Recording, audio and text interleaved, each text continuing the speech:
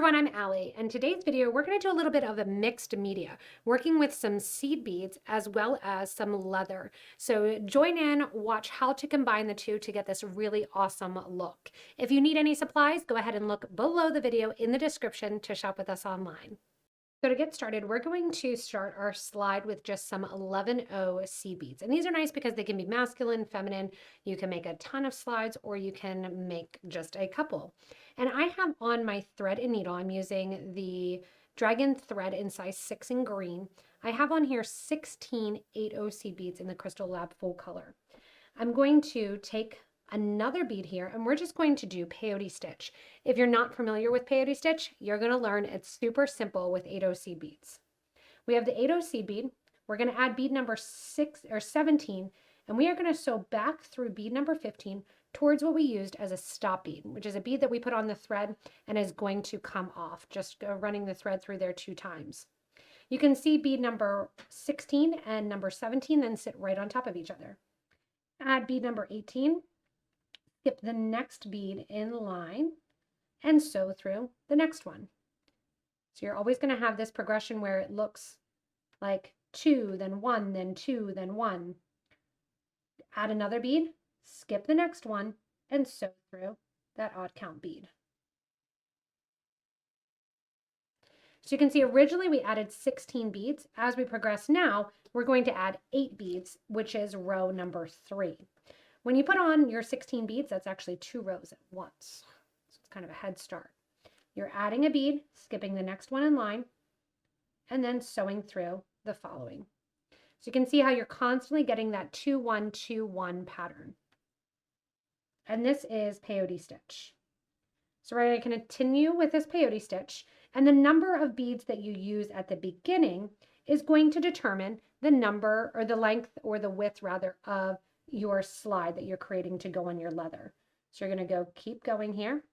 And when you get to the end of the row, you'll notice sometimes it turns and pulls a tiny little bit. Don't worry about that. It'll straighten out as we do our next row. So our next row, as we do it, we're coming out of our bead. And you want to make sure it looks like my thread sewed through that stop bead. You don't want to go through the stop bead. And now what we're going to do is come down the opposite way. So we're going to add a bead. And then we're going to sew through all the beads that are sticking up. See all those beads sticking up right there? We're going to add 1 bead, sew through the bead sticking up. Add a bead, sew through the bead sticking up. And you're just filling in those empty holes along this line of peyote stitch. So it becomes very simple once you get started. Now the amount of rows, we're on row 4 of this peyote stitch. The amount of rows that you do is going to be determined on the width of what you are wrapping this beaded bead or this slide around. So you can keep going here till you get to the end. And you can see it becomes really quick to do. Down at the end here, after you added those 8 beads on, see how it straightens up then? And that peyote stitch doesn't sit to the side now. So I've done 4 rows of peyote stitch. I'm going to do 6 rows total. So 2 more rows of just my 8O silver beads. And then we'll get back and we'll add in a little bit of a flare. So after you have your 6 rows completed, if you're following along, I'm going to start using 2mm bicones. And I'm using the grays, or you can use the silver color or even just crystal, any color that you want. And just like we're doing regular peyote stitch, we're dropping those 2mm in there. Now the 2mm are going to be slightly bigger than an 8O seed bead, so you might notice that it starts to get a little bit wider. And that's okay if the section gets a tiny bit wider. If you try to jump too big too fast, that can cause you issues. So don't try to jump to a 4mm bead. If you want to do that, start with a 2, then go to a 3 or a 4 and increase in size that way.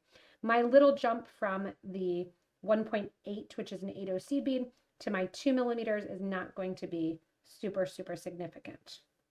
So from here, you can see that I've added that little edge of crystal. I'm going to continue on adding a couple rows of the crystal here. And just like we did, you're coming back down now, adding 8 crystals. So it's the exact same of your peyote stitch. You're just switching from your 8O seed beads to your 2mm crystals. And we're coming right back down to get a little glitzy section. If you want to keep it more masculine, you can totally just continue with those seed beads or change up the 8-0 color, making it maybe gunmetal or something like that, because I know people are always searching for ideas for men's jewelry as well, and it goes really nicely with leather and a thicker clasp like this. So I'm going to keep going here, and we're going to do a total of 5 rows of our crystal beads.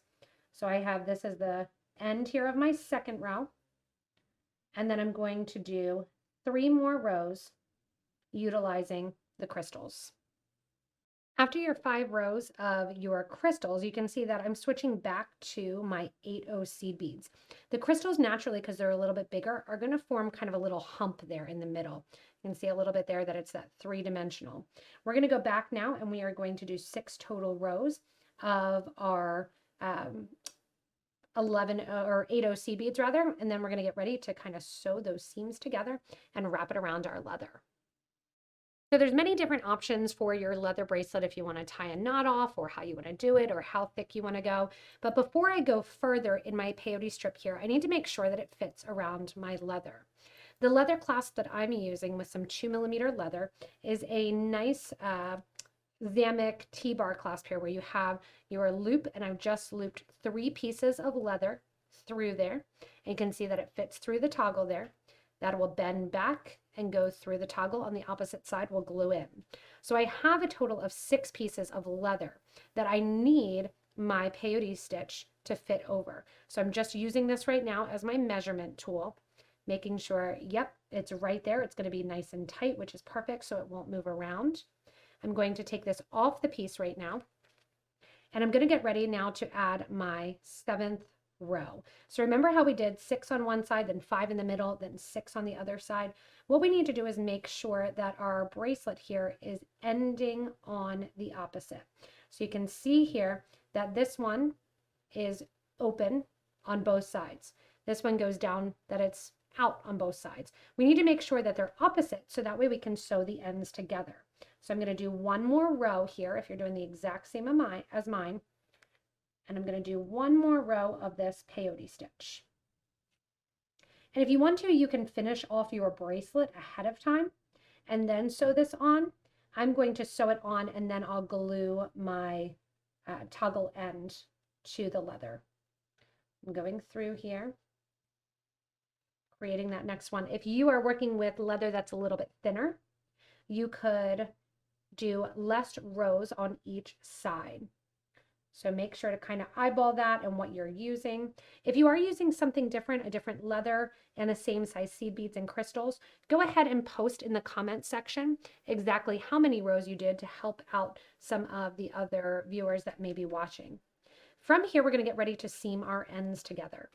So if you want it tight against your leather, you can pick this up and do this right from here, or you can sew it, and then slide the leather in. Mine is going to be fairly tight, so I'm going to sew it with the leather inside. My thread and needle are currently coming out the bottom. What I'm going to do is I am going to piece this together. You're going to think of it as a zigzag. My thread is currently coming out the bottom of this left-hand piece. I'm going to go through bead number 1 on the right-hand piece and pull that together. From here, I'm going to go through bead number 1 on the left-hand piece. Bead number 1 is going to be the bead that's sticking up. And see how that's starting to pull that together? Go right bead, and then we're going to go left bead. And as we pull this tighter and tighter, it's going to become seamless, constantly going from right to left. Now you can see this is close to the toggle bar, so it's not exactly where it's going to be. If you want to, you can always glue it in place if you do not want it to float along your leather. I'm going to let it be pretty organic, and by the time I pull tight and push it to where I want it to be, it'll pretty much stay in place anyway. Again, that's 6 pieces of 2mm leather that are in the interior here. Now, not only am I going to sew and seam this together one time, but I'm going to sew back down the line as well. So you can see I'm kind of pushing those threads together as I go from the right to the left-hand side. And this is the beauty of peyote stitch, that you can do this and it really does create a nice seamless line. Now, depending on how wide you want the peyote strip, you could have made it bigger. See, mine is having trouble sliding already. You could have made it bigger or wider so it extends more of your bracelet. That's completely up to you. When you get to the top here, you're going to skip over that stop bead and we are going to sew back down through the project and connect the two ends together once again. And I'm just going to sew right along, going and making sure that my thread is not exposed anywhere. And I'm sewing right along that peyote stitch. And it doesn't need to be perfectly back through the exact course that you just took. It's better, honestly, if it gets a little bit separated. And then the last thing that I'm going to do, just making sure that I'm not skipping over any beads and just sewing along the peyote stitch, is I'm going to sew it back up to the top again and take this stop bead off and tie my two ends together to get it to sit nice and flush. You can see how nice and seamless this tube really looks. So again, I'm going to sew down to the bottom here, reverse my thread stitch, come back up to the top, and then take off this bead stopper and tie these two thread ends together, tucking them then into the project. Once you go in and finish it up, you can see that as you tie the thread off at the top, taking that stop bead off, you really can't tell where that peyote stitch ended or began. I'm going to not tighten it up and let it slide a little bit on my bracelet until I wear it a couple times and really get the fit. And then if you want to drop a little bit of glue in there and then slide it over to stay in that position, you can. From here, if you're using a leather glue-in clasp or a leather end, again, this slides just the tiniest little bit. It won't slide unless I really give it pressure, but I'm going to measure off exactly where I need to glue in my ends, pull that leather tight, making sure that as you're working with it, you have those ends. And I actually really like to, for this thicker leather, cut it off with my wire cutter. It gives kind of a nice cut edge. If you have memory wire cutters, they are perfect for this as well. I'm just lining that up exactly. And remember, if you are using a glue-in end, that you do need a little bit of extra space for that leather to sit inside of that. So you're going to get an extra about 4 centimeters, or 4 millimeters rather, in that interior. I'm going to grab some Loctite glue and glue the ends of my leather right in there to finish off my bracelet. When gluing in the ends of your piece, especially if you're using leather, if you're using cotton, I actually like to glue the ends first because the cotton will really soak up the glue. I'm using, again, just the super Loctite glue, and I like it because it has a little pressed down handle there.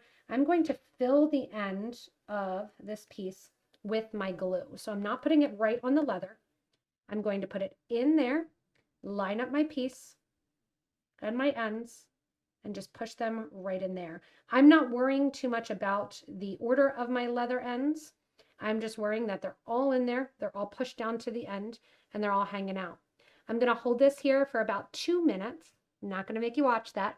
And then I'm going to look and see where I can fill in with a little bit more extra glue. I am putting pressure on the leather, pushing it down into the ending as I hold it here. After that 2-minute period of time, again, I'll let go, fill it in, and look and see if I need any extra little glue to go in and to fill in any of those spaces.